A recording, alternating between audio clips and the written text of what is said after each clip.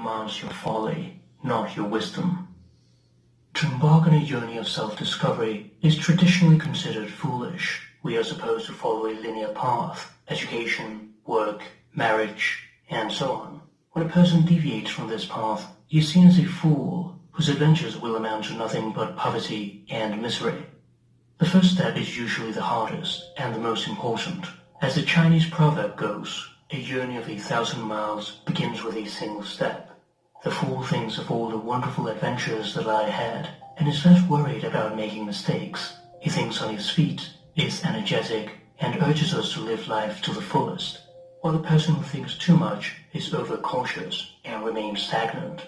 It is the fear of uncertainty that scares many of us to the point of paralysis. In order not to suffer from anticipation, we'd rather experience failure and sacrifice success. This state of rumination and overthinking creates anxiety, and one suffers more in imagination than in reality. Failure, however, can open new doors that one never imagined or expected to be open. What we think of abstractly as absolute failure may in fact lead to unimaginable success. As the alchemists say, in filth it will be found. What you need most is to be found where you least wish to look.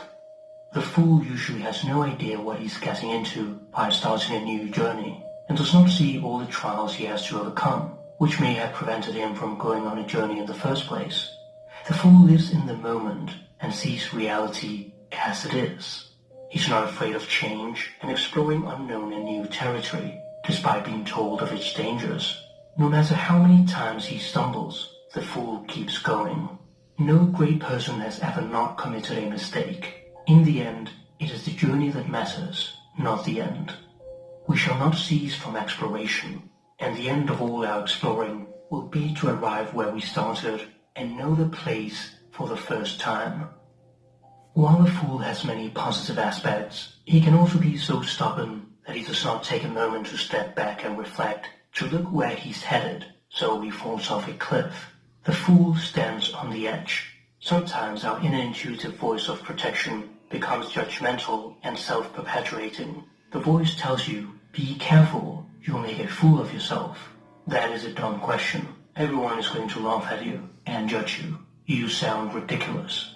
This is the voice of conformity and the dark side of the fool. It's the voice that causes you to dumb down and play it safe, to be content with superficial pleasures and safety, and strive for other people's acceptance to the detriment of your true desires.